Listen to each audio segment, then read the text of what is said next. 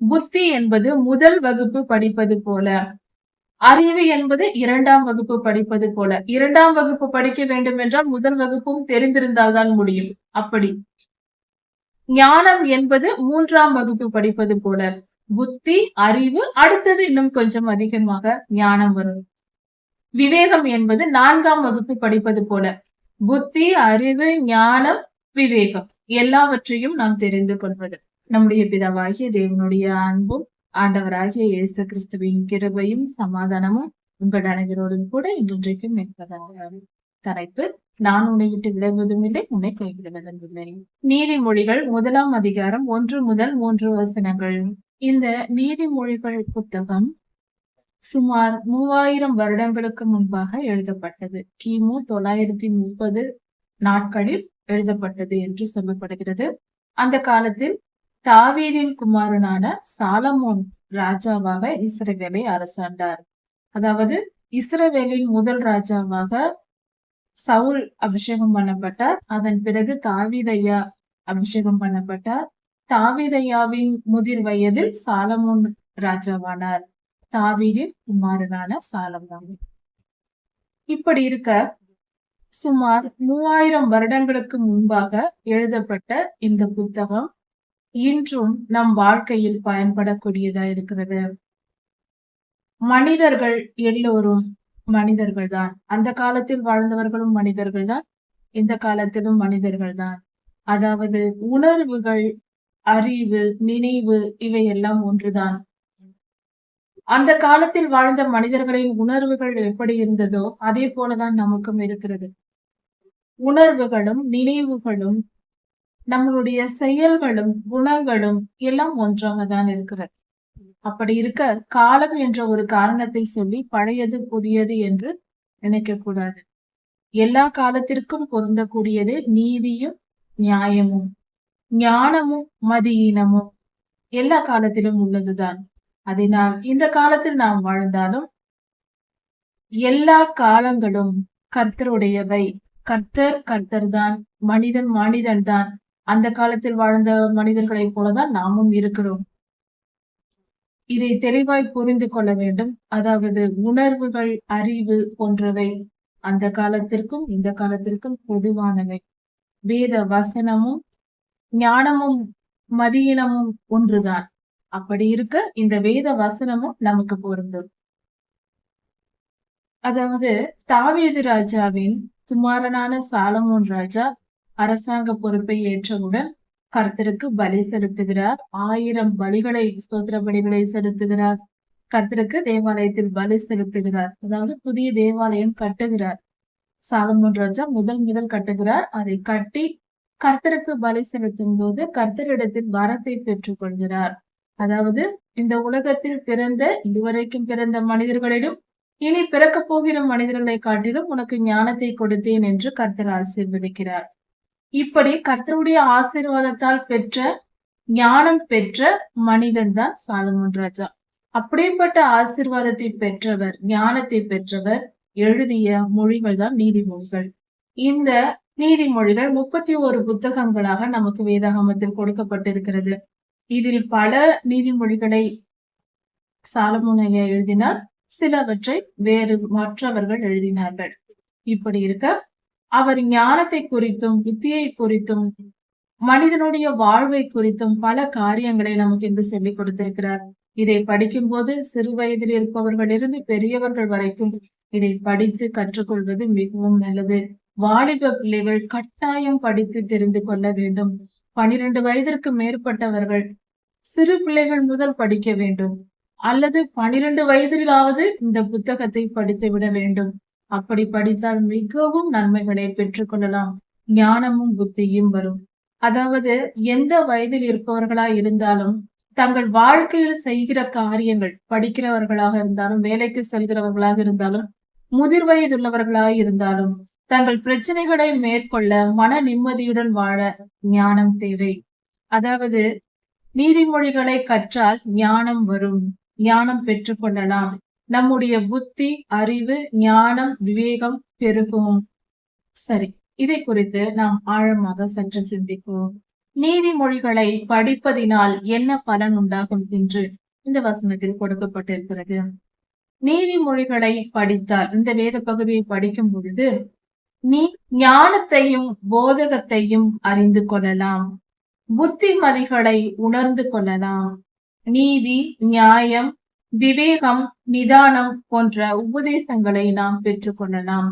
இதை பற்றி தெரிந்து கொள்ள நாம் நீதிமொழிகளை கற்க வேண்டும் என்று இந்த வேத பகுதியில் கொடுக்கப்பட்டிருக்கிறது. இந்த வார்த்தைகளின் பொருள்களை முதலில் சற்று தெரிந்து கொள்வோம். அதாவது ஞானம் என்றால் என்ன, புத்தி என்றால் என்ன, அறிவு என்றால் என்ன, விவேகம் என்றால் என்ன என்று. புத்தி என்பது பிறப்பினால் வருகிறது. பிறக்கும் போது நமக்கு தொடக்கத்தில் இருக்கிற அறிவு புத்தி என்று சொல்லப்படுகிறது, ஒரு நாலேஜ். அதை நாம் புத்தி என்று சொல்லுகிறோம். யோபு 28:28 சொல்லப்பட்டிருக்கிறது, பொல்லாப்பை விட்டு விலகுவதே புத்தி என்று கர்த்தர் சொல்லி இருக்கிறார். பொல்லாப்பை விட்டு விலகுவதே புத்தி. பொல்லாப்பு என்றால் என்ன? பொல்லாதவனின் குணம் பொல்லாப்பு. பொல்லாதவன் என்பவன் சாத்தான். அவனுடைய குணம் பொல்லாப்பு. அவனுடைய செயல்களைப் போல நாம் செய்யாமல் இருப்பதே புத்தி என்று சொல்லப்பட்டிருக்கிறது. சரி, அவனுடைய செயல்கள் என்ன? கலாத்தியர் 5ஆம் அதிகாரத்தில் கொடுக்கப்பட்டிருக்கிறது. மாம்சத்தின் கிரியைகள் ஆவியின் கனிகள் என்று. மாம்சத்தின் கிரியைகள் சாத்தானால் செய்யப்படுபவை. அவன் இந்த மாம்சத்தின் கிரியைகளான 17 காரியங்களையும் நம்மை செய்ய வைப்பான். அதாவது இன்னும் சுருக்கமாக சொல்ல வேண்டும் என்றால், யாத்திராகமம் 20ஆம் அதிகாரத்தில் 10 கட்டளைகள் கர்த்தர் கொடுத்திருக்கிறார் நமக்கு. அந்த 10 கட்டளைகளையும் மீற செய்வதே சாத்தானின் நோக்கமாய் இருக்கிறது. 10 கட்டளைகளை மீறி நடப்பது பொல்லாப்பு. அந்த பொல்லாப்பை நாம் செய்யக்கூடாது. கலாத்தியர் 5ஆம் அதிகாரத்தில் சொல்லப்பட்டிருக்கிற மாம்சத்தின் கிரியைகள், அதில் இருக்கிற துர்க்குணங்கள் நமக்குள் இருக்கக்கூடாது. அது விக்கிரக ஆராதனை சம்பந்தப்பட்ட காரியங்கள் நமக்குள் இருக்கக்கூடாது. விபச்சாரம் போன்ற ஒழுக்கக்கேடான தனி மனித ஒழுக்கத்தை பாதிக்கக்கூடிய காரியங்கள், பாவங்கள் நமக்குள் இருக்கக்கூடாது. சண்டைகள், கோபங்கள், பிரிவினைகள், மார்க்க பேதங்கள் நமக்குள் இருக்கக்கூடாது. இப்படி ஒவ்வொரு குணாதிசயங்கள், அதாவது கோபங்கள், தர்க்கங்கள், இப்படி எல்லாம் இருக்கக்கூடாது என்று 17 விதமான காரியங்களை கலாத்தியர் 5ஆம் அதிகாரத்தில் நமக்கு கொடுக்கப்பட்டிருக்கிறது. இவைகள் எல்லாம் பொல்லாப்பா இருக்கிறது. இந்த துர்க்குணங்கள் நம்மிடத்தில் இருக்கக்கூடாது. இப்படி பொல்லாப்பை விட்டு விலகுவதே புத்தி. நமக்கு நன்றாக தெரியும், எல்லோருக்கும் தெரிந்த காரியம்தான். படிக்காமலே எல்லோருக்கும் தெரியும், நாம் செய்வது இது தவறு, இது சரி என்று. பொய் பேசுவது தவறு என்று எல்லோருக்கும் தெரியும், அதை செய்யக்கூடாது. ஒருவரை பற்றி புறங்கூறுவது தவறு என்று எல்லோருக்கும் தெரியும், செய்யக்கூடாது, அது பொல்லாப்பு. இப்படி தீமையான காரியங்கள் எல்லாம் பொல்லாப்பா இருக்கிறது. சிறிய பொய் என்று நினைக்க கூடாது, பெரிய கொலை என்றும் நினைக்க கூடாது, எல்லாம் பாவம்தான். பாவம் எதுவோ அதை விட்டு விலக வேண்டும். கர்த்தருடைய வார்த்தையை மீறி நடப்பதே பாவம். இன்னும் சுருக்கமாய் சொல்ல வேண்டும் என்றால், வேத வசனத்தின்படி வாழாமல் வேத வசனத்துக்கு மீறி நாம் எதையெல்லாம் செய்கிறோமோ அதெல்லாம் பொல்லாப்பாய் இருக்கிறது. அப்படிப்பட்ட பொல்லாப்பை விட்டு விலகுவதே புத்தி. ஒரு மனிதன் புத்திசாலியாய் இருந்தால் அவன் பொல்லாப்பு செய்ய மாட்டான். அதாவது பாவம் முட்டாள்தனத்தை வளர்க்கும், முட்டாள்தனத்தை பிறக்க வைக்கும், அதை வளர்க்கும். ஆனால் ஞானமோ புத்திசாலித்தனத்தை, அதாவது ஞானம் நம்மை பரிசுத்தத்திற்கு நேராக வழி நடத்தும். ஞானவான்கள் பரிசுத்தமான காரியங்களை செய்வார்கள், கர்த்தருக்கு கீழ்ப்படிவார்கள், கர்த்தரை விசுவாசிப்பார்கள், நீதியின் பாதையில் நடப்பார்கள். ஞானம் நீதியை கற்றுத்தரும். மதியீனம், புத்தி கெட்ட முட்டாள்தனம் பாவத்தை நமக்கு கற்றுத்தரும். நமக்குள் முட்டாள்தனம் இருந்தால் நாம் பாவம் செய்வோம். நமக்குள் ஞானம் இருந்தால் பரிசுத்தமாய் நீதியாய் நடப்போம், நீதிமான்களாய் வாழ்வோம். இப்பொழுது நம்மிடத்தில் என்ன இருக்கிறது என்பதை சுய பரிசோதனை செய்து கொள்வோம். நம் மனதை நாமே ஆராய்ந்து பார்ப்போம். நாம் பாவம் செய்து கொண்டிருந்தால் முட்டாளாய் நாம் இருக்கிறோம் என்று பொருள். ஏனென்றால் வேதம் சொல்லுகிறது இந்த அதிகாரத்திலேயே, கர்த்தருக்கு பயப்படுதலே ஞானத்தின் ஆரம்பம். ஒரு மனிதன் ஞானத்தை பெற்றிருக்கிறான், ஒரு துளியாவது அவனிடத்தில் இருக்கிறது என்றால் ஞானத்தின் துவக்கமே கர்த்தருக்கு பயந்து நடப்பதில் இருக்கிறது என்று சொல்லப்பட்டிருக்கிறது. கர்த்தருக்கு பயந்து நடப்பது என்று சொல்லும் பொழுது யோபு 28:28 சொல்லப்பட்டிருக்கிறது. நீதிமொழிகள் 1ஆம் அதிகாரத்திலும் சொல்லப்பட்டிருக்கிறது. அப்படி கர்த்தருக்கு நாம் பயந்து நடக்கும் பொழுது நாம் ஞானவான்களாக நடக்கிறோம். ஏன் அதை ஞானம் என்று சொல்லுகிறோம்? கர்த்தருக்கு பயந்து நடக்கிறவன் நீதியின் பாதையில் தன் வாழ்க்கை வாழ்ந்து முடித்து கர்த்தருடைய ராஜ்யமாகிய பரலோக ராஜ்யத்திற்கு சென்று நித்தியமாய் வாழப் போகிறான். நிரந்தரமாக நித்திய ஜீவனை அடைய போகிறான். மரணத்தின் வாசல்கள் அவனை மேற்கொள்வதில்லை. அவன் ஞானமாய் நடந்து கர்த்தரிடத்தில் சென்று கர்த்தர் எப்படி நிரந்தரவாசியா இருக்கிறாரோ அப்படி அவரோடு கூட நாமும் சேர்ந்து விடுகிறோம். அப்படிப்பட்டவர்கள் ஞானவான்கள். தங்கள் ஆத்துமாவை காப்பாற்றிக் கொள்கிறார்கள். நரகத்திற்கு, பொல்லாத பாதாளத்திற்கு, அக்னி கடலுக்கு தப்புவித்துக் கொள்ளுகிறார்கள். அப்படிப்பட்டவர்கள் ஞானவான்கள். ஆனால் அதை விட்டு, ஏனென்றால் இந்த ஞானவான்கள் என்று சொல்லக்கூடிய கூட்டம் கர்த்தருடைய வார்த்தைக்கு செவி கொடுக்கிறது. இவ்வுலகத்தில் இருக்கிற துன்பங்கள், இன்பங்கள் எல்லாமே அற்பமானவை. இன்பமும் கொஞ்ச காலம்தான், துன்பமும் கொஞ்ச காலம்தான். கர்த்தருடைய பிள்ளைகளுக்கு துன்பம் வரும். அந்த துன்பத்தை எவ்வளவு நாள் சுமக்க போகிறோம்? வாழ்நாள் கொஞ்ச நாள் தான். 70-80 வருடங்கள் தான் என்று வேதம் சொல்லுகிறது. அப்படி இருக்க இந்த கொஞ்ச காலத்தில் துன்பத்தையே அனுபவித்து வாழ்ந்தாலும் கூட அதில் நமக்கு லாபம் தான். ஏனென்றால் 70 வருடம் துன்பத்தில் வாழ்ந்தாலும் அதன் பின்பு எங்கு செல்ல போகிறோம்? நித்தியமாக பரலோகத்தில் போய் சந்தோஷத்தை மட்டுமே அனுபவிக்க போகிறோம். நம் ஜீவன் அழிக்கப்படுவதில்லை. நம் ஆத்துமா கரைந்து போவது இல்லை. அது ஒன்றும் இல்லாமல் போக போவதில்லை. நிரந்தரமாய் வாழப்போகிறது. அப்படிப்பட்ட ஒரு முடிவை எடுத்து நீதியாய் வாழ்கிறவர்கள் ஞானவான்கள்.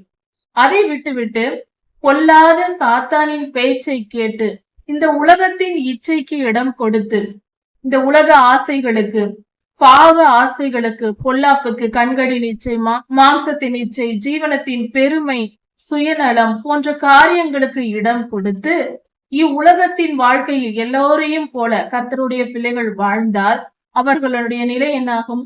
பாவத்தை விட்டு விலகாமல் கடைசி வரை, அவர்கள் உயிர் போகும் வரை பாவம் செய்து கொண்டே இருந்தால் நிச்சயம் பரலோகம் போக முடியாது.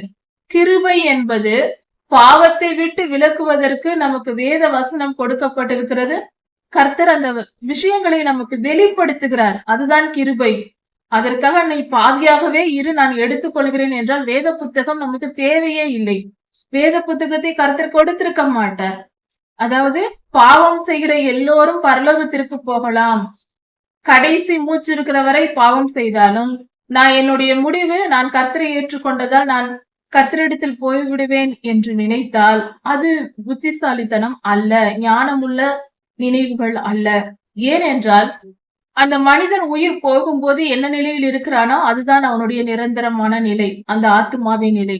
அதாவது வீடியோ எடுக்கும் பொழுது கடைசியில் முடியும் அந்த போட்டோ தான் கடைசியில் அப்படியே நிற்கும். கடைசி தோற்றம் அப்படியே நின்று விடும். அது போல மனிதனின் உயிர் போகும்போது அவனுடைய மனநிலை எப்படி இருக்கிறதோ அதுதான் அவன். அது நிரந்தரமாக்கப்பட்டது. வாழ்நாள் முழுவதும் மனம் திரும்புவதற்கு, நல்லவன் கெட்டவனாவதற்கும் கெட்டவன் நல்லவனாவதற்கும் வாய்ப்பு இருக்கிறது. ஆனால் மரணம் வந்த பின்பு அவன் எதுவும் மாற முடியாது. அவன் மனநிலை என்னவோ அதுதான்.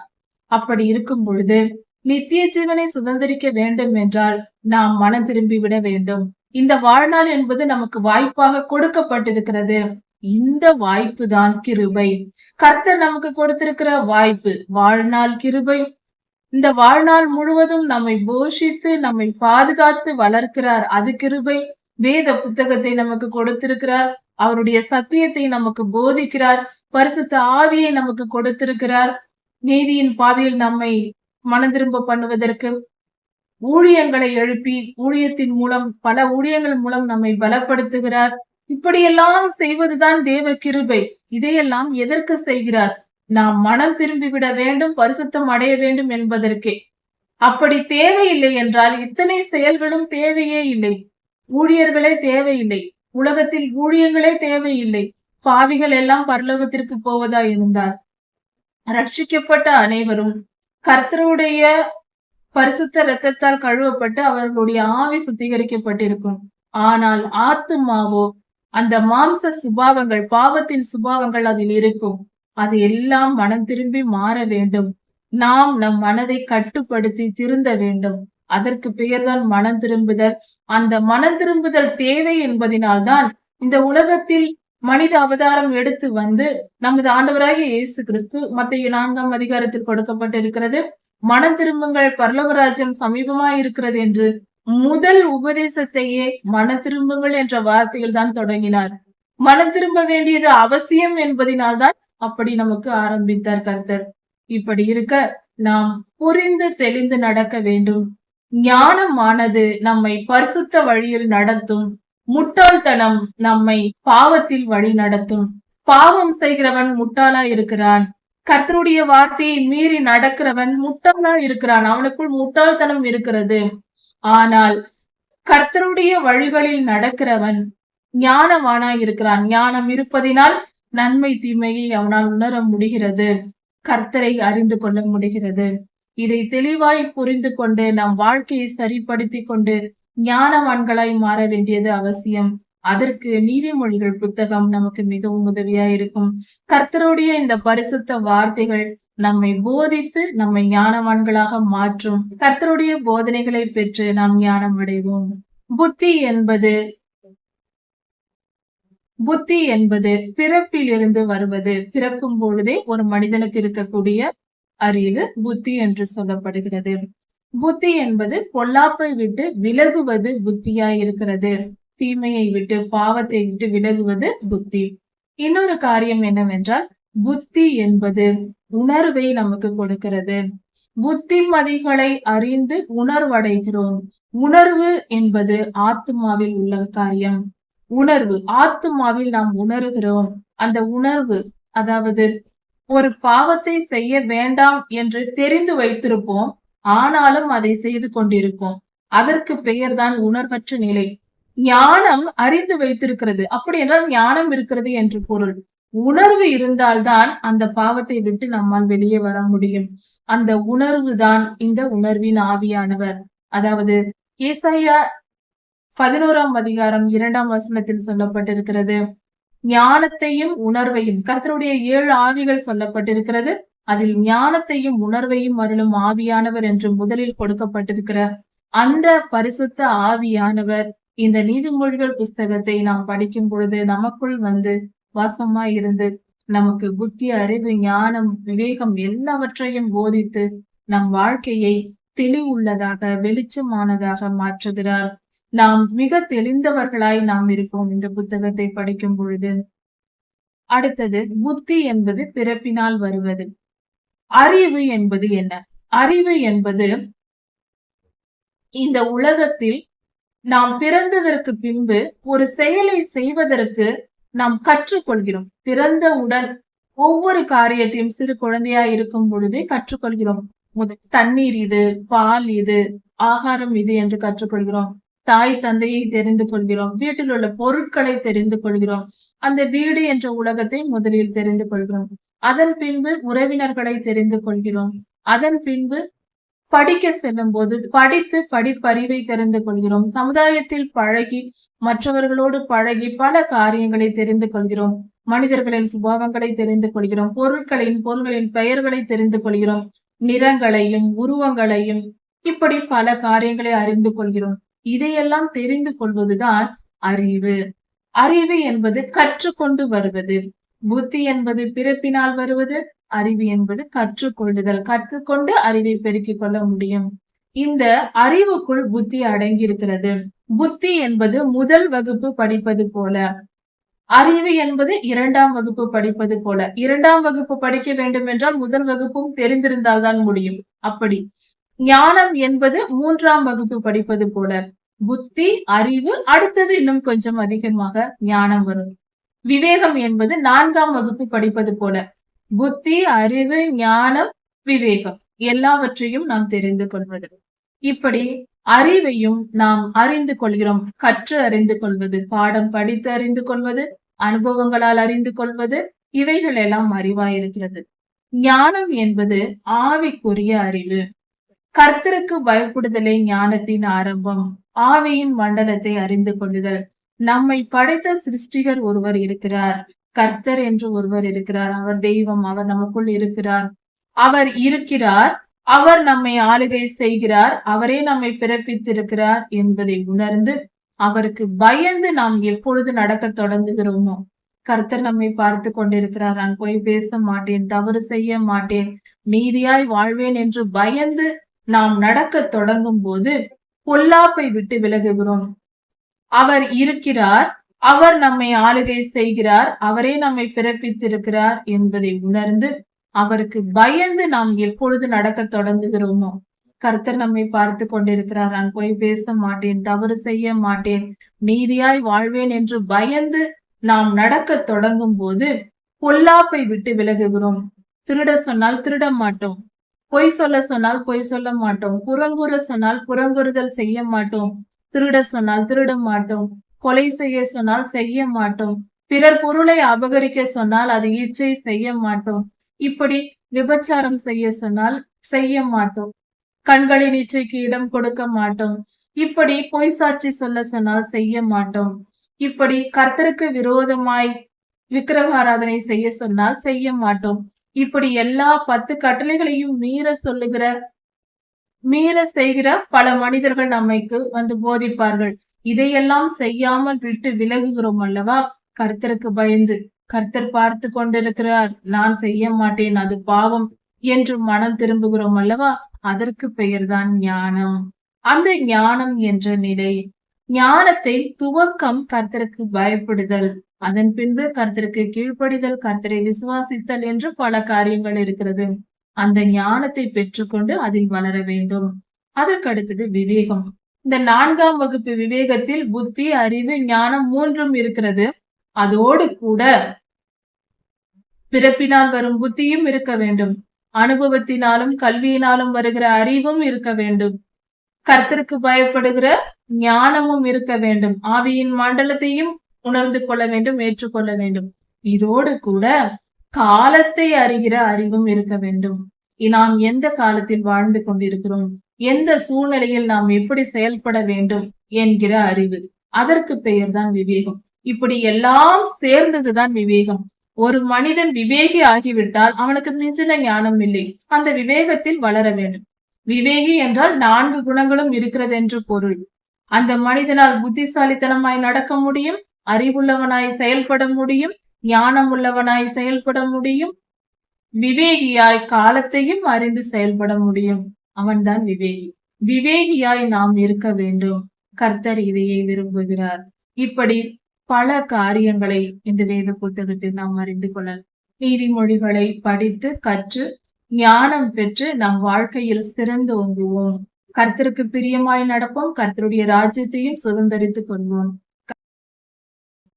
நீதிமொழிகள் 1ஆம் அதிகாரம் 3ஆம் வசனம் முதல் 7ஆம் வசனம் வரை.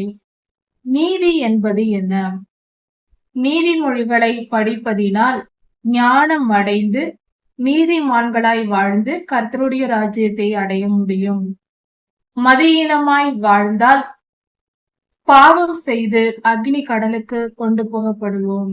அதனால் கர்த்தருடைய வசனத்தை கற்றுக்கொண்டு நீதிமொழிகளை தியானித்து ஞானம் அடைந்து நீதியாய் வாழ்ந்து கர்த்தருடைய ராஜ்யத்தை சென்றடைவோம். நீதி என்பது என்ன? நீதி என்பது கர்த்தர் எதை சொல்லுகிறாரோ அதுதான் நீதி. அது எப்படி சொன்னாலும் அதுதான் நீதி. இந்த உலகத்தில் மனிதர்களும் சர்வ லோகங்களும் எத்தனை கோடான கோடி கிரகங்களும் இருந்தாலும் எல்லாவற்றையும் சிருஷ்டித்து உருவாக்கி படைத்தவரும், பரலோகத்தையும் பரலோகத்தில் இருக்கிற தேவ தூதர்களையும் பரலோகத்தில் இருக்கிற சகல சிருஷ்டிப்புகளையும் உண்டாக்கினவரும் நம்முடைய சர்வலோகாதிபதி ஆண்டவராகிய இயேசு கிறிஸ்து பிதாவாகிய தேவன். அவரே இந்த சர்வ லோகத்தையும் ஆளுகை செய்கிறவராய் இருக்கிறார். அப்படி இருக்க அவர் எதை சொன்னாலும் அதுவே நீதி. அவர் படைத்த சர்வ சிருஷ்டிப்புகளும் அவருடைய வார்த்தைக்கு கட்டுப்பட்டு நடக்க வேண்டும் என்பதே நீதி. அவர் எதை சரி என்று சொன்னாலும் அது சரி, கர்த்தர் எது சரியில்லை என்று சொன்னாலும் அது சரியில்லை. அதை அப்படியே ஏற்றுக்கொள்ள வேண்டியது அவருடைய திருக்கரங்களால் படைக்கப்பட்ட மனித இனத்தின் வேலையாயிருக்கிறது, கடமையாயிருக்கிறது. கர்த்தருக்கு கீழ்ப்படிவோம், அவருடைய வார்த்தைகளை ஏற்றுக்கொள்வோம், அவருடைய கட்டளைகளை அவருடைய நீதி நியாயங்களை ஏற்றுக்கொண்டு மனதால் ஏற்றுக்கொண்டு அவருக்கு நாம் கீழ்ப்பட்டிருக்க வேண்டியவர்கள் என்பதை உணர்ந்து வாழ்வோம். நியாயம் என்பது என்ன? நீதியை விரிவாக்கப்படுத்தினால் அது நியாயமாய் இருக்கிறது. நீதி என்பது ஒரு வார்த்தையில் கொடுக்கப்படுகிற ஒரு சட்டமாக சொல்லலாம். சட்ட திட்டங்கள். கொலை செய்யக்கூடாது, பொய் பேசக்கூடாது, பொய் சாட்சி சொல்லக்கூடாது, பிறர் பொருளை இச்சிக்க கூடாது என்ற வார்த்தைகள் நீதியுள்ள வார்த்தைகளா இருக்கிறது. நியாயம் என்றால் அந்த சூழ்நிலைகளுக்கு ஏற்ற நியாயம். இந்த சூழ்நிலையில் இது சரி, இந்த சூழ்நிலையில் இது சரியில்லை என்று சூழ்நிலைகளை வைத்தும் அதை சொல்லுவதுதான் நியாயமாய் இருக்கிறது. நியாயம் என்றால் சூழ்நிலைகளை பொறுத்து அந்த இடத்தில் எது நியாயம் என்று சொல்வதாய் இருக்கிறது. அதாவது கர்த்தர் 10 கட்டளைகளை மோசே ஐயாவினிடத்தில் 2 கற்களில் எழுதி, கற்பலகைகளில் எழுதி கொடுத்தார். அது இன்னும் இந்த பூமியில் இருக்கிறது, எங்கும் போகவில்லை. கர்த்தருடைய உடன்படிக்கை பெட்டிக்குள் இன்னும் இந்த நாள் வரைக்கும் இருக்கிறது, கர்த்தருடைய வருகையிலும் இருக்கும். அந்த 10 கட்டளைகள் நீதியின் கட்டளைகளாய் இருக்கிறது. மோசே ஐயாவை 40 நாள் சீனாய் மலையில் வந்து அங்கு கர்த்தரோடு தங்கி இருக்க சொல்லி கர்த்தர் பல காரியங்களை உபதேசித்து சொன்னார். அதை மோசே ஐயா ஜனங்களுக்கு வந்து உபதேசித்தார் கீழே இறங்கி வந்த பின்பு. அவைகள் நியாயப்பிரமாணங்கள் என்று சொல்லப்படுகிறது. நியாயப்பிரமாணம் என்றால் ஒரு சூழ்நிலையில் இந்த சூழ்நிலையில் இதை செய்ய வேண்டும் என்று. அதாவது சாதாரணமாக ஒரு மாடு இருக்கிறது என்றால் அந்த மாட்டை கொல்வது, பிறருடைய மாட்டை கொல்வது பாவம், அதை நாம் செய்யக்கூடாது. ஆனால் அதே சமயத்தில் ஒரு மாடு அது வெறி பிடித்திருக்கிறது, அதாவது எல்லோரையும் முட்டக்கூடிய மாடா இருக்கிறது, சிறு குழந்தைகள் யாரை போனாலும் முட்டி கொன்று கொண்டிருக்கிறது என்று ஒரு ஊரில் ஒரு மாடு இருக்கிறது என்றால் அந்த மாட்டை கொன்று விடுவது நல்லது. அது யாரும் வைத்திருக்க வேண்டும் என்று சொல்ல மாட்டார்கள். அது எங்கு வந்து எல்லா இடத்திலும் சுற்றி வந்து மனிதர்களை கொல்லுகிறது என்றால் அந்த மாட்டை கொன்றுவிட வேண்டும், அதை வைத்திருக்க கூடாது என்று சொல்வார்கள். இதுவே நியாயமாய் இருக்கிறது. நியாயம் என்பது இந்த சூழ்நிலையில் அந்த மாடை கொல்வதுதான் நல்லது. ஆனால் சாதாரணமாக பிறர் மாட்டை கொல்வது தவறுதான். ஆனால் அதே சமயத்தில் அதை முட்டுகிற மாடா இருந்து பல உயிர்களை எடுத்து கொண்டிருந்தால் அதை கொல்வதே நல்லது. இப்படிதான் நாம் வாழ்கிற சூழ்நிலையில், நம் வீடுகளில், நாம் தங்கியிருக்கிற இடங்களில் விஷப்பூச்சிகள் வருகிறது. அவைகளை கொல்வது தவறா சரியா என்றால் ஒரு பாம்பு, பல்லி, தேல் போன்ற விஷப்பூச்சிகள், விலங்குகள் வரும் பொழுது அதை நாம் என்ன செய்யக்கூடாது, விட்டு வைக்க கூடாது. பெரியோர்கள் சொல்வார்கள், விஷப்பூச்சி வந்தால் அதை நசுக்கி கொன்று விட வேண்டும் என்று. அப்படி கொன்றுவிடும் பொழுது அடுத்த முறை அது வந்து நம் வீட்டில் இருப்பவர்களை, சிறு பிள்ளைகளையோ பெண்களையோ அது தாக்கி விடாதபடிக்கு, தீமை நேர்ந்து விடாதபடிக்கு பாதுகாப்புக்காக விஷப்பூச்சி வந்தால் அதை கொன்றுவிட வேண்டும் என்று சொல்வார்கள். நம் அருகில் நாம் தங்கும் இடங்களில் அவைகளை வைக்கக்கூடாது என்று. இது நியாயமாய் இருக்கிறது. இப்படிதான் நியாயம் என்பது நிர்ணயிக்கப்படுகிறது. நியாயம் என்பது அந்த சூழ்நிலையில் எது சரி எது தவறு என்று முடிவெடுப்பது நியாயமாயிருக்கு. நிதானம் என்றால் என்ன? நிதானம் என்பது ஒரு காரியத்தை செய்வதற்கு முன்பாக நிதானித்து அறிந்து செய்வது நல்லது. ஞானத்தை நாம் அறிந்திருக்க வேண்டும், ஞானம் பெற்றிருக்க வேண்டும், அந்த காரியத்தை குறித்த விஷயங்களை தெரிந்து வைத்திருக்க வேண்டும். அதை நாம் செய்ய வேண்டுமா வேண்டாமா என்று உணர்வடைந்திருக்க வேண்டும். இது நற்காரியம், இதை நாம் நிச்சயம் செய்துதான் தீர வேண்டும் என்ற உணர்வு நமக்குள் இருக்க வேண்டும். அல்லது தீமையாய் இருந்தால் இதை நான் செய்யக்கூடாது என்ற உறுதியான முடிவு இருக்க வேண்டும். இதுதான் நிதானம். தவறை விட்டு விலகுவதற்கும் சரியானதை செய்வதற்கும் தைரியமாய் இருப்பதற்கும் இடையில் இருக்கிற அந்த குணம் நிதானம் என்று சொல்லப்படுகிறது. நிதானிப்பது, இது சரியா இது தவறா என்று ஆலோசித்து ஒரு முடிவெடுப்பதுதான் நிதானம்.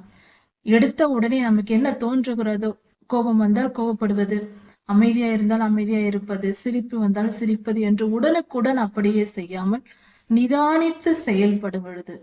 எந்த விஷயத்தை யார் சொன்னாலும் அதை கேட்டு உள்வாங்கி ஆராய்ந்து அறிந்து நிதானித்து அதற்கு பின் முடிவெடுக்கக்கூடிய அந்த குணம்தான் நிதானம். அந்த நிதானம் தேவை. இப்படி நாம் நீதி, நியாயம், நிதானம் இந்த காரியங்களை குறித்தெல்லாம் இந்த நீதிமொழிகள் புத்தகத்தை படிக்கும் பொழுது நாம் கற்றுக்கொள்ளலாம். கர்த்தர் நமக்கு வெளிப்படுத்தி இருக்கிறார். பரிசுத்த ஆவியானவர் நீதிமொழிகள் படிக்கும் பொழுது இந்த காரியங்களை எல்லாம் நமக்குள் கொடுக்கிறார், நமக்குள் ஊட்டுகிறார் என்று சொல்லலாம். நீதிமொழிகள் புத்தகத்தை படிக்கும் பொழுது ஞானத்தையும் உணர்வையும் அருளும் ஆவியானவர் நம்மை ஆளுகை செய்கிறார். இந்த நீதிமொழிகளை படிக்கும்போது பேதைகளுக்கு வினாவை கொடுக்கும். கொஞ்சம் கூட புத்தி இல்லாதவர்கள், அறிவு என்பது சுத்தமா இல்லாதவர்கள் இருப்பார்கள். அதாவது மதியீனமாய் வாழ்கிறவர்கள், அறிவில்லாமல் வாழ்ந்து கொண்டிருப்பவர்களுக்கு இந்த புத்தகத்தை படித்தால், நீதிமொழிகளை படித்தால் கேள்விகளாக வருமாம். இது என்ன, இது என்ன, இது என்ன என்று எதுவும் புரியாமல் அவர்கள் தவித்துக் கொண்டிருப்பார்கள். புரியாது என்று பொருள். நீதிமொழிகள் படிப்பதற்கு கொஞ்சம் ஞானத்தோடு இருப்பவர்கள் படித்தால் புரிந்து கொள்ளலாம். இல்லை என்றால் அவர்களுக்கு கேள்விகள் தோன்றும். சுத்தமாக அறிவில்லாதவர்கள் படித்தால் அவர்களுக்கு கேள்விகளாக தோன்றும், ஒன்றும் புரியாது. வாலிபருக்கு அறிவையும் விவேகத்தையும் கொடுக்கும் நீதிமொழிகளை படிக்கும் பொழுது. ஏனென்றால் புத்தி ஏற்கனவே இருக்கிறது. நாம் நீதிமொழிகளை படித்தால் அறிவையும் விவேகத்தையும் பெற்றுக்கொள்ளலாம். கர்த்தருக்கு பயந்தவர்களாய் நாம் இருக்க வேண்டும். பிறப்பிலேயே கொஞ்சம் புத்தியும் இருக்க வேண்டும். அப்பொழுது நீதிமொழிகளை படித்தால் நாம் ஞானத்தையும் விவேகத்தையும் பெற்றுக்கொள்ளலாம். பூரண விவேகியாய் மாற முடியும். கர்த்தர் இந்த காரியங்களை நமக்கு இங்கு வைத்திருக்கிறார். புதை பொருள்களை மறைப்பது போல மறைத்து வைத்திருக்கிறார். நாம் வேத வசனங்கள் ஒவ்வொரு புத்தகத்திலும் பல புதையல்கள் அடங்கி இருக்கிறது. அதை தோண்டி எடுத்துக்கொள்வது நம்முடைய வேலை. அந்தந்த புத்தகங்களை, வேத புத்தகத்தில் இருக்கிற ஒவ்வொரு பகுதியை படிக்கும் பொழுதும் அதில் உள்ள புதையல்கள் நமக்கு கொடுக்கப்படுகிறது. அது ஞானமாக, பொக்கிஷமாக, அந்த புதையல்களை நம்மிடத்திலிருந்து யாரும் திருட முடியாது, நம்மை விட்டு பிரிக்க முடியாது. நித்திய ஜீவனுக்குள் போகும்போதும் அந்த புதையலோடு நாம் செல்ல முடியும். அப்படிப்பட்ட புதையல்கள் வேத புத்தகத்தில் இருக்கிறது. வேதத்தை தியானிக்கும் பொழுது அந்த புதையல்களை நம்மால் பெற்றுக்கொள்ள முடியும். வாலிபருக்கு அறிவையும் விவேகத்தையும் கொடுக்கிறது. நீதிமொழிகள் படிக்கும் பொழுது அறிவும் விவேகமும் நமக்கு கிடைக்கும். புத்திமான் இவைகளை கேட்டு அறிவில் தேர்வான். ஏற்கனவே புத்தியாய் இருக்கிறவன், புத்தி கொஞ்சம் இருக்கிற மனிதர்கள் இதை கேட்கும் பொழுது, நீதிமொழிகளை கேட்கும் போது, அதை படிக்கும் பொழுது அறிவில் தேறுவான். தன்னுடைய அறிவு இன்னும் பெருகும், அறிவை பெருக்கிக் கொள்வான். அதாவது சாலமோன் ராஜா அரண்மனையில் இருக்கும் பொழுது சேபா தேசத்து ராஜஸ்திரீ வந்து சாலமோன் ராஜாவை பாராட்டுகிறார். பார்த்து அங்கு நடப்பதையெல்லாம், அரண்மனையில் நடப்பதை கவனித்து பாராட்டி ஒரு வார்த்தை சொல்வார். உம்முடைய சன்னதியில் நின்று வேலை செய்கிற, அதாவது சாலமோன் ராஜா அரண்மனையில் அவருடன் கூட இருந்து வேலை செய்கிற சேவகர்கள் கொடுத்து வைத்தவர்கள் பாக்கியவான்கள். ஏனென்றால் உம்முடைய வார்த்தைகளை, நீதியின் வார்த்தைகளை அவர்களால் கேட்க முடிகிறது. உம்முடைய ஞானமுள்ள வார்த்தைகள் அவர்களுக்கு கிடைக்கிறது. எப்பொழுதும் உங்களோடு கூட இருந்தே இதைகளை கேட்டுக்கொள்கிறார்களே. சாலமோன் ராஜாவின் அரண்மனை வேலைக்காரர்கள் அதிர்ஷ்டசாலிகள், பாக்கியவான்கள் என்று சேபா தேசத்து ராஜஸ்திரீ சொல்லுகிறார். அதாவது அதே பாக்கியம் நமக்கும் கிடைத்திருக்கிறது. இந்த நீதிமொழிகளை படிக்கும் போது அந்த அவர்களுக்கு இருந்த அதே பாக்கியம், அந்த நீதியின் வார்த்தைகள் நமக்கும் கொடுக்கப்பட்டிருப்பது, நாமும் பாக்கியசாலிகளாகிறோம். விவேகி நல் ஆலோசனைகளை அடைகிறான். ஏற்கனவே விவேகமாய் இருப்பவர்கள், புத்தி, அறிவு, ஞானம், விவேகம் எல்லாம் இருக்கிறவர்கள் இன்னும் நல் யோசனைகளை அறிந்து கொள்வார்கள். ஞானத்திற்கு எல்லையே கிடையாது. விவேகம், ஞானம் போன்றவைகளுக்கு எல்லை கிடையாது. அது ஒரு நிலைக்கு வந்தாலும் அதற்கு மேலும் மேலும் நாம் வளர்த்து கொண்டே இருக்க வேண்டும். சிறு பிள்ளைகள் பிறக்கிறார்கள், நாம் வளர்க்கிறோம். 23 வயது வரை வளருகிறார்கள். அதன் பின்பு நாம் சாப்பிடாமல் இருந்து விடுவதில்லை. அன்றாட தேவைகளுக்கு நாம் சாப்பிட்டு கொண்டே இருக்கிறோம். அது போல ஞானம் அடைந்து விட்டாலும், விவேகம் என்ற நிலைக்கு வந்தாலும் அது மேலும் மேலும் வளர்ந்து கொண்டே இருக்க வேண்டிய காரியமா இருக்கிறது. அப்பொழுது விவேகியானவன், ஏற்கனவே வேகமாய் இருப்பவர்கள் நீதிமொழிகளை படிக்கும் போது இன்னும் ஆலோசனைகள் அவர்களுக்கு கிடைக்கும், இன்னும் அதிகமான ஞானம் கிடைக்கும். அப்படி அவர்கள் விவேகி, அந்த விவேகம் உள்ள மனிதர்கள் இதை படிக்கும் பொழுது நல்ல ஆலோசனைகளை அடைந்து நீதிமொழியையும் அதன் அர்த்தத்தையும் புரிந்து கொள்கிறார்கள். இந்த வார்த்தைகள் எதற்கு கொடுக்கப்பட்டிருக்கிறது, இதன் பொருள் என்ன என்பது விவேகியால் புரிந்து கொள்ள முடியும். ஞானிகளின் வாக்கியத்தையும் விவேகி இதை படித்து தெரிந்து கொண்டு ஞானிகளுடைய வாக்கியம் என்ன சொல்லி இருக்கிறார்கள் என்பதையும் அதில் உள்ள ஞானத்தின் புதையல்கள் மறைபொருள்களையும் அறிந்து கொள்வான். மறைத்து வைக்கப்பட்டிருக்கிற ரகசியங்கள், ஞானமான விஷயங்கள், அவைகள் விவேகிகளுக்கு புரியும். ஒரு மனிதன் புத்தியுள்ளவன், கொஞ்சமாவது புத்தி உள்ளவனாய் இருந்தால் நீதிமொழிகள் படிக்கும் பொழுது அவன் அறிவில் தேறுவான். கொஞ்சமும் புத்தி இல்லை என்றால் அவர்களுக்கு ஒன்றும் புரியாது என்ற பொருள். கொஞ்சமாவது அறிவு இருக்க வேண்டும், புத்திசாலித்தனம் இருக்க வேண்டும். விவேகியாய் இருப்பவர்கள், நான் நல்ல ஞானம் அடைந்தவன், வேதத்தை படித்தவன், வேதாகம ஞானம் உள்ளவர்கள் என்றால் அதை படிக்கும் பொழுது மேலும் மேலும் அதன் அர்த்தத்தையும் தெரிந்து கொண்டு இன்னும் ஞானம் அடைவார்கள். ரகசியங்கள், மறைபொருள்கள் இங்கு மறைந்திருப்பதையும் புரிந்து கொள்வார்கள். ஆவியின் மண்டலத்தில் இருக்கிற இந்த வேத வசனங்கள் பல மடங்கு, ஒரு பொருள் அல்ல 7 பொருள் இருக்கிறது. 1000 பொருள்கள் கூட சில வசனங்களுக்கு உண்டு, நமக்கு வெளிப்படுத்தப்படுகிறது. அதில் உள்ள மறைபொருள்களை கர்த்தர் நமக்கு வெளிப்படுத்துவார். அதில் உள்ள ஒவ்வொரு லேயர்ஸையும் அவர் எடுத்து எடுத்து நமக்கு சொல்லிக் கொடுப்பார். வேத புத்தகம் ஒரு முறை படிப்பதல்ல, ஒவ்வொரு வருடமும் ஒரு முறை படிக்க வேண்டும். ஏனென்றால் ஒவ்வொரு முறையும் ஒவ்வொரு பொருள் புரியும்.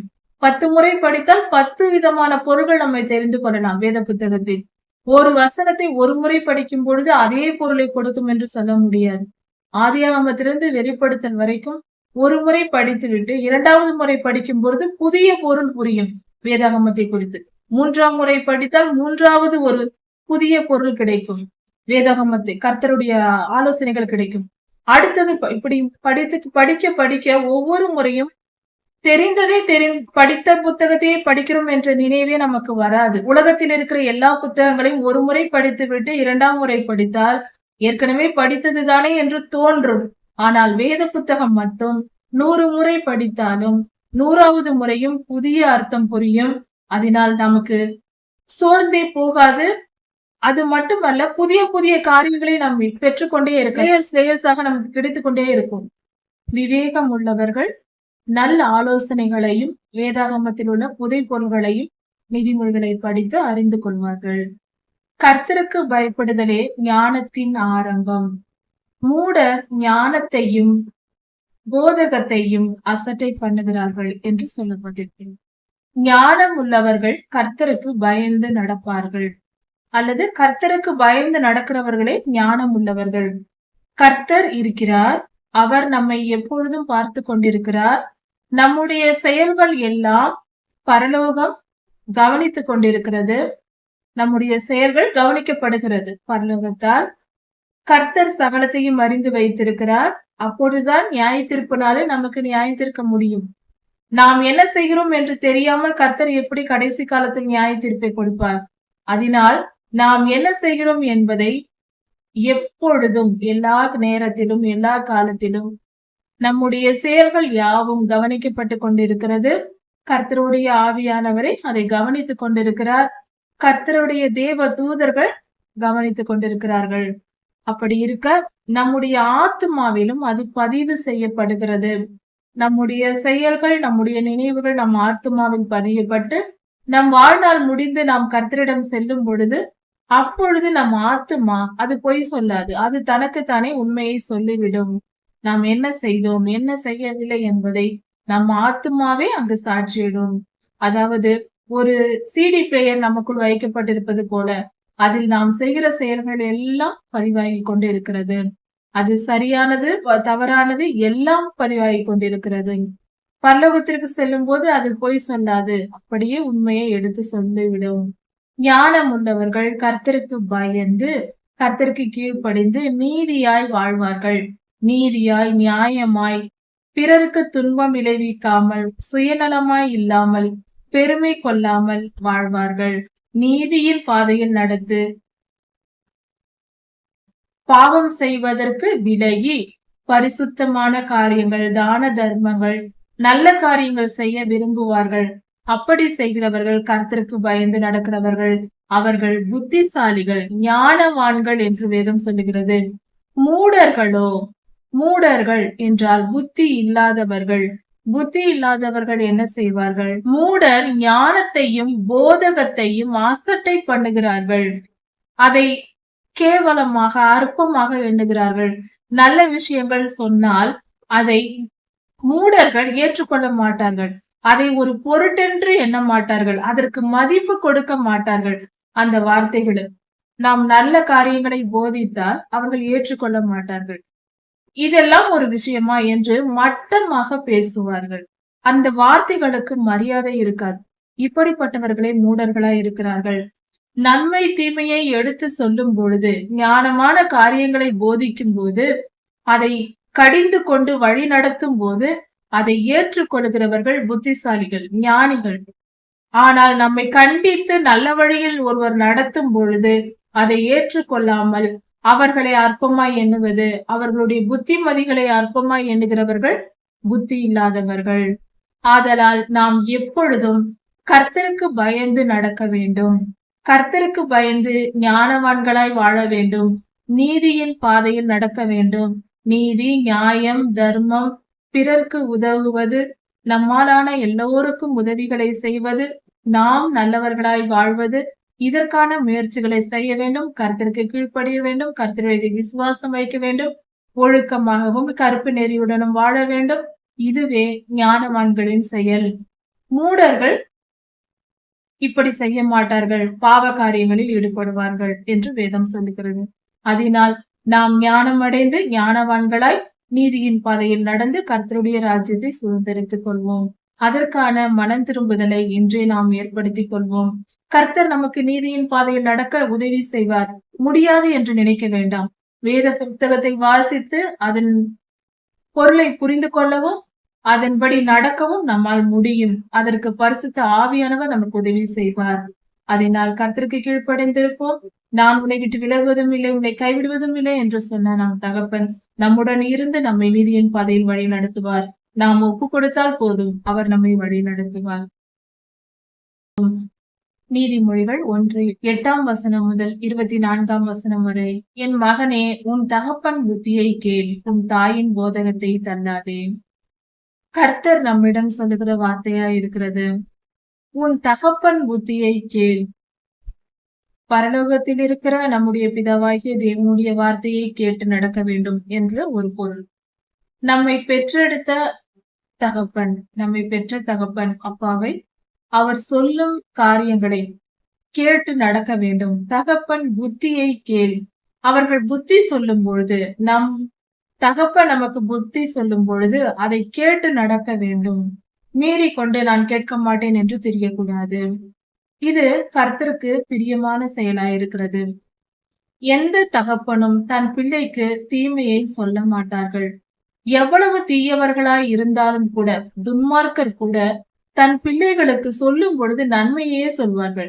இது ஆச்சரியமா இருக்கும். ஒரு மிகப்பெரிய திருடன் கூட தன் மகனை போதிக்கும் பொழுது, திருடக்கூடாது மகனே, அது பாவம் என்று சொல்லுவான். இது ஆச்சரியம்தான். தான் திருடனாய் இருந்தாலும் தன் மகன் நல்லவனாய் இருக்க வேண்டும் என்று பெற்ற தகப்பனின் மனம் நினைக்கும். அதனால் நல்ல தகப்பன், எல்லா தகப்பனும் தன் பிள்ளைக்கு நன்மையே செய்வார்கள். அதனால் பெற்றோர்களின் பேச்சை கேட்டு நடக்க வேண்டும். தகப்பன் புத்தி சொல்லும் பொழுது அதை மரியாதையுடன் ஏற்றுக்கொள்ள வேண்டும். 10 கட்டளைகளில் ஒன்றாக கர்த்தர் நமக்கு கொடுத்திருக்கிறார். உன் தகப்பனையும் உன் தாயையும் கனம் பண்ணுவாயாக என்று. தாய் தகப்பனை மதித்து நடக்கிறவர்கள் தகப்பன் புத்தியை கேட்டு தாயின் போதகத்தை கேட்டு நடப்பார்கள். பெற்றோர்கள் சொல்லும் வார்த்தைக்கு மரியாதை கொடுக்க வேண்டும். அதை மதித்து நடந்து கொள்ள வேண்டும்.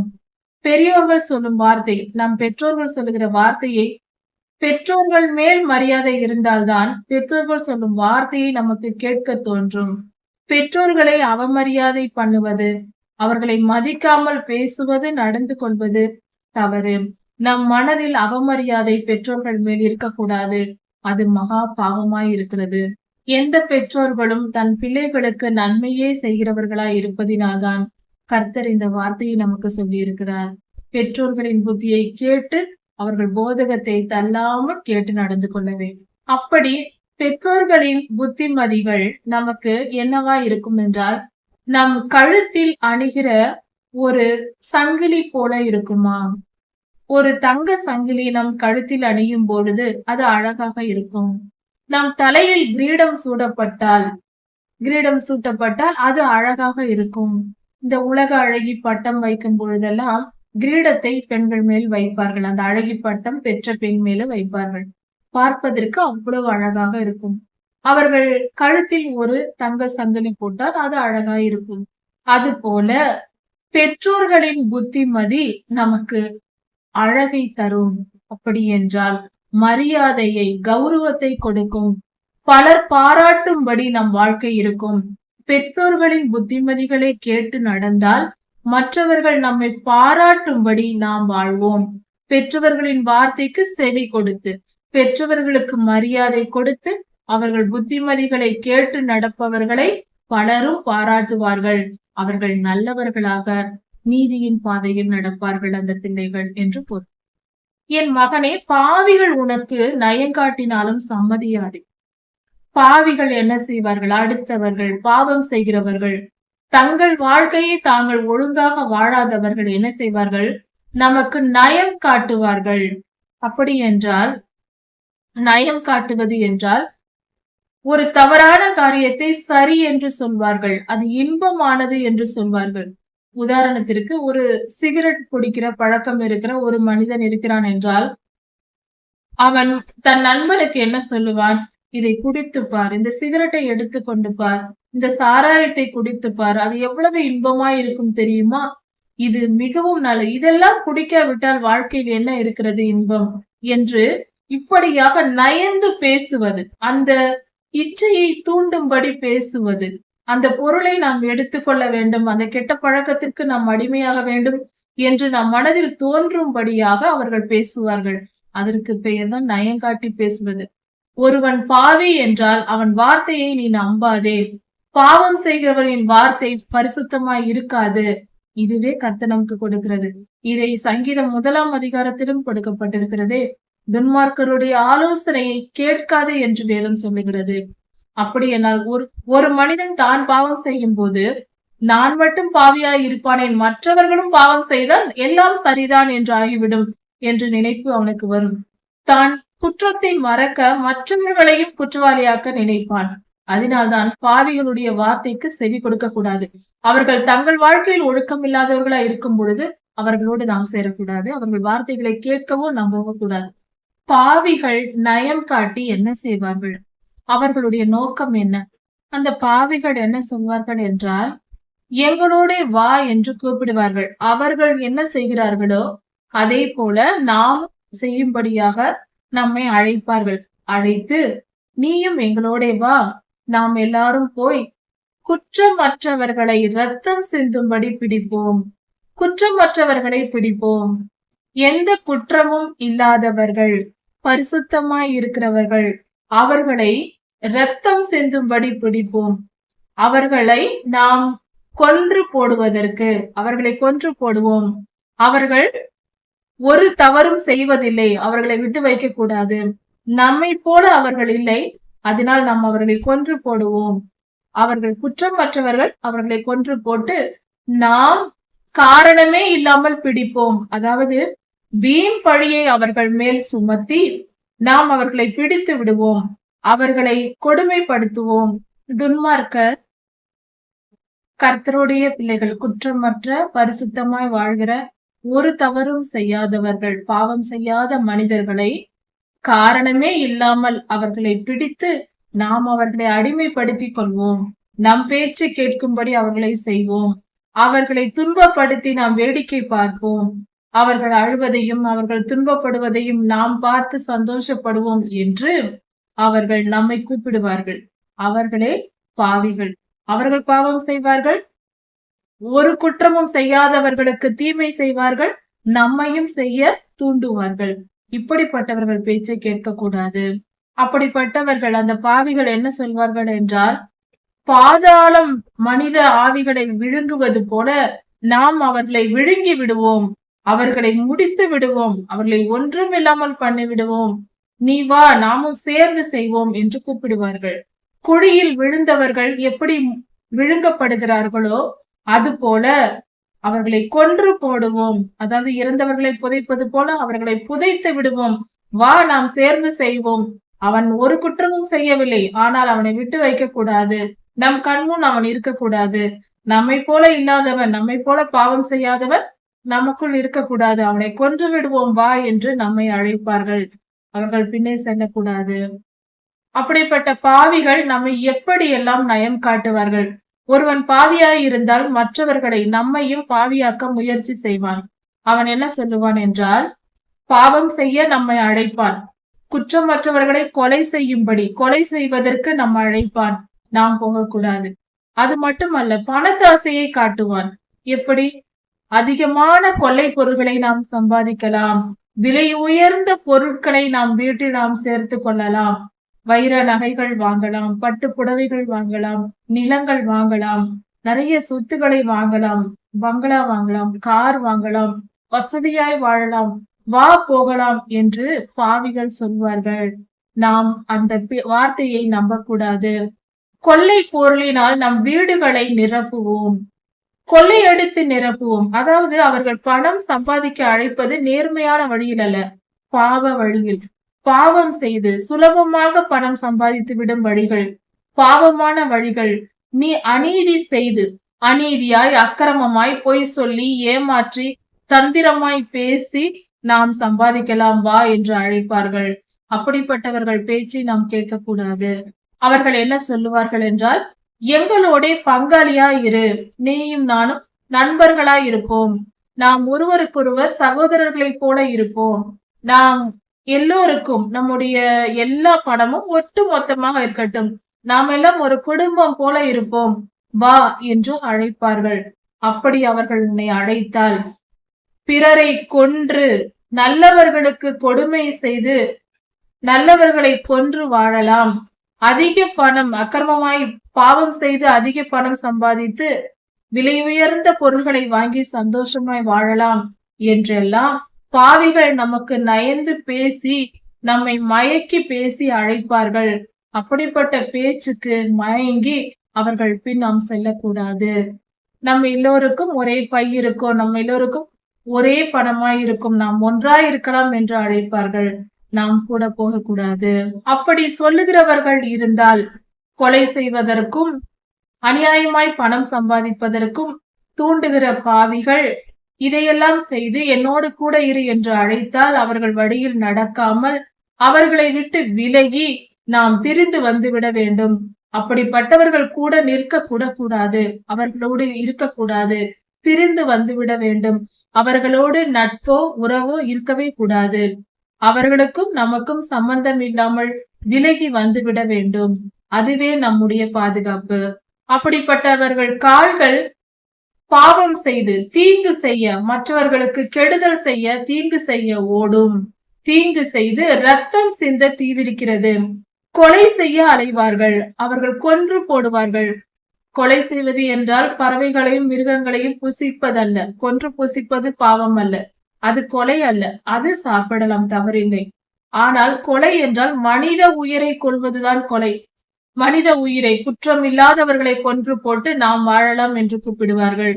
அப்படிப்பட்டவர்களை விட்டு விலகி வந்துவிடு, அவர்கள் பாதையில் செல்லாதே, அவர்களோடு சேராதே என்று கர்த்தர் சொல்லுகிறார். அது மட்டுமல்ல, எந்த வகையான ஒரு பறவை இருக்கிறது என்றால், வானத்தில் பறவைகள் பறக்கிறது. பறவைகளை பிடிக்க வேண்டும் உணவுக்காக வேட்டையாடி பறவைகளை வலை விரித்து பிடிப்பார்கள். அந்த வலையை காட்டில் தரையில் வந்து பரப்பி விட்டு, வலையை விரித்து விட்டு, அந்த வலையை மறைத்து விட்டு அதன் மேல் தானியங்களை போட்டு விடுவார்கள். பறவைகள் தானியங்களை சாப்பிட அந்த இடத்தில் வந்து உட்காரும் பொழுது வலையை இழுத்து அவர்கள் பிடித்து விடுவார்கள். இப்படி பறவைகளை பிரிக்கிற வலை பறவை இல்லாத போதுதான் போடுவார்கள். பறவை பார்த்து கொண்டிருக்கும் பொழுது அதன் கண் முன்னே வலையை விரித்தால் அது வந்து அந்த வலையில் விழுமா? தன் உயிரை காப்பாற்றிக் கொள்ள அது பறந்து ஓடி போகும். அந்த இடத்தில் அது இருக்காது, மனிதர்களிடமே சேராது. ஒரு பறவைக்கு இருக்கிற அறிவாவது நமக்கு இருக்க வேண்டும். இந்த சின்ன அறிவு கூட நாம் இல்லாமல் இருக்கக்கூடாது என்று வேதம் சொல்லுகிறது. பொல்லாப்பு செய்ய, தீமை செய்ய ஒருவன் அழைக்கிறான் என்றால், பாவம் செய்ய ஒருவன் நம்மை அழைத்தால், அவன் வார்த்தைக்கு செவி கொடுப்பது இந்த பறவைக்கு இருக்கிற அறிவு கூட இல்லாதவன் செய்கிற செயலா இருக்கிறது. நம் கண் முன்னே நம்மை கொலை செய்ய, நம்மை அழித்து போட அவன் சொல்லுகிறான். அதற்கு செவி கொடுத்து நாம் போகலாமா? நிச்சயம் போகக்கூடாது. ஏனென்றால் பாவிகள் நம்மை கொலை செய்யவும், அக்கிரமமாய் பணம் சம்பாதிக்கவும் என்னுடன் கூட வா என்று அழைக்கிறார்கள். நாம் அவர்களோடு போய் குற்றம் மற்றவர்களுக்கு தீங்கு செய்ய சொல்லுகிறார்கள். ஆனால் நாம் போகக்கூடாது. ஏன் என்றால் அவர்கள் தங்கள் பிராணனுக்கே ஒளி வைக்கிறார்கள். அவர்கள் செய்கிற செயல் அவர்களுக்கு அவர்களே, அதாவது தற்கொலை செய்வதற்கு சமம் என்று வேதம் சொல்லுகிறது. ஏனென்றால் கர்த்தர் நியாயம் தீர்ப்பார். அவர்கள் செய்வது பாவம். அதை தெரிந்து நாமும் கூட போய் அவர்களோடு பாவம் செய்யலாமா? அவர்கள் பாவத்திற்கு அவர்கள் தண்டனை அனுபவிக்கும் போது நாமும் அனுபவிக்க நேரிடும். ஒரு பறவைக்கு இருக்கிற அறிவாது இருந்தால், ஐயோ அவர்கள் பாவம் செய்கிறார்கள், நானும் போய் அதை செய்து நானும் பாவியாக மாட்டேன் என்று விலகிக் கொள்ள வேண்டும். பறவைக்கு இருக்கிற அறிவு கூட இல்லாமல் அவர்களோடு சேர்ந்து தெரிந்தால் அழிந்து போக வேண்டியதுதான். புத்திசாலியாய் நடந்து கொள், ஞானம் அடைந்து கொள் என்று வேதம் சொல்லுகிறது. தீயவர்களோடு சேர்வது ஒரு முழு முட்டாள்தனம் என்று வேதம் சொல்லுகிறது. பாவிகளோடு, கொலை செய்கிறவர்களோடு, கர்த்தரை விட்டு மற்றவைகளை வணங்குகிறவர்களோடு, 10 கட்டளைகளை மீறி வாழ்கிறவர்களோடு, 10 கட்டளைகள் என்னவென்றே தெரியாமல் வாழ்கிறவர்களோடு சேர்ந்திருப்பது முழு முட்டாள்தனம், மதியீனமான செயல், புத்தியே இல்லாதவன் செய்கிற செயல் என்று வேதம் சொல்லுகிறது. அவர்கள் செயல்கள் அவர்களை நரகத்தில் கொண்டு போய் சேர்க்கும். அவர்களை அக்னி கடலில் கொண்டு போய் சேர்க்கும். அவர்களுடைய செயல்களினால் அவர்கள் முடிவு பரிதாபமாகும். அவர்கள் அழிவுக்கு நேராய் நியமிக்கப்பட்டிருக்கிறார்கள். அப்படிப்பட்டவர்களுடைய வழியை நாம் தெரிந்து கொள்ளக்கூடாது. அப்படிப்பட்டவர்களோடு நாம் சேர்ந்திருக்க கூடாது. புத்தியாய் பிழைத்து கொள்ள வேண்டும். பொருளாசை உள்ளவர்களுடைய வழி அதுதான். பொருளாசை, பண ஆசை உள்ளவர்கள் இப்படிதான் செய்வார்கள். நல்லோருக்கு தீமை செய்து அவர்களை கொல்ல நினைப்பார்கள். அக்கிரமமாய் பணம் சம்பாதிக்க நினைப்பார்கள். பணத்தாசைதான் காரணம். எந்த பாவத்தையும் செய்வார்கள் பணம் சம்பாதிப்பதற்காக. இப்படி செய்கிறவர்கள் தங்களை தாங்களே அழித்துக் கொள்கிறார்கள். அவர்கள் உயிருக்கு அவர்களே தீமை செய்து கொள்ளுகிறார்கள். தன் உயிரை தானே எடுத்துக் கொள்வது போன்ற செயலை செய்கிறார்கள். அவர்கள் செயல்கள் அவர்களை கொன்று போடும். மிக கொடுமையான ஒரு சூழ்நிலையை ஏற்படுத்தும். தன் கையை எடுத்து தானே தன் கண்ணில் குத்திக் கொள்வது போன்ற செயல் இது என்று வேதம் சொல்லுகிறது. ஞானமானது வீதிகளில் இருந்து கூப்பிடுகிறது. ஞானமானது வெளியிலே நின்று சத்தமிடுகிறது. வீதிகளில் நின்று கூப்பிடுகிறது. ஞானம் கூப்பிடுகிறதாம். தெருவின் சந்துகளில் இருந்து கூப்பிடுகிறது. தெருவில் நின்று கூப்பிடுகிறது. அப்படி என்றால் எத்தனையோ கர்த்தருடைய ஊழியக்காரர்கள் கர்த்தருடைய வார்த்தையை சுமந்து கொண்டு வீதிகளில் நின்று பிரசங்கம் செய்கிறார்கள். எத்தனை பேர் செய்கிறார்கள். இந்த இடத்தில் வீதிகளில் நின்று மட்டுமல்ல, வீதிகளிலும் சந்துகளிலும், ஏன் உங்கள் வீடுகளிலும் கூட இன்று செல்போன் மூலமாகவும் டிவி மூலமாகவும் வீட்டிற்குள் வந்தும் கூட கர்த்தருடைய பிள்ளைகள் உங்களுக்கு ஊழியம் செய்கிறார்கள். கர்த்தருடைய வார்த்தைகளை போதிக்கிறார்கள். அதுவே ஞானம். கர்த்தருடைய வார்த்தை தான் ஞானம். அதில்தான் ஞானம் இருக்கிறது. அப்படி சொல்லப்படும் அந்த ஞானத்தை ஏற்றுக்கொள்ள வேண்டும். கர்த்தருடைய வார்த்தைகள் வீதிகளிலும் சந்துகளிலும் எங்கும் நமக்கு சொல்லப்படுகிறது. நம் வீடுகளில் சொல்லப்படுகிறது. நம் கைகளில் வைத்திருக்கிற செல்போனில் சொல்லப்படுகிறது. கர்த்தருடைய வார்த்தை எங்கிருந்தும் வருகிறது. இதை கொண்டு வந்து கொடுப்பவர் கர்த்தரே நமக்கு. ஒளிமுக வாசலிலும், அதாவது ஒரு பட்டணத்தின் வாசலில் நின்று ஞானம் கூப்பிடுகிறது. பட்டணத்தின் சந்துகளில் கூப்பிடுகிறது. வீதிகளில் நின்று கூப்பிடுகிறது. தன் வார்த்தைகளை வசனித்து சொல்லுகிறது. இந்த மீடியாக்களை பயன்படுத்தி கர்த்தருடைய வார்த்தைகள் சொல்வதை தான் இந்த வேத வசனம் குறிப்பிட்டு சொல்லுகிறது. இப்படி எல்லா விதத்திலும் எத்தனை விதங்களில் மனிதர்களை காப்பாற்ற முடியுமோ அத்தனை விதங்களிலும் காப்பாற்றுவதற்கு கர்த்தர் தம் ஊழியக்காரர்களை அனுப்புகிறார்.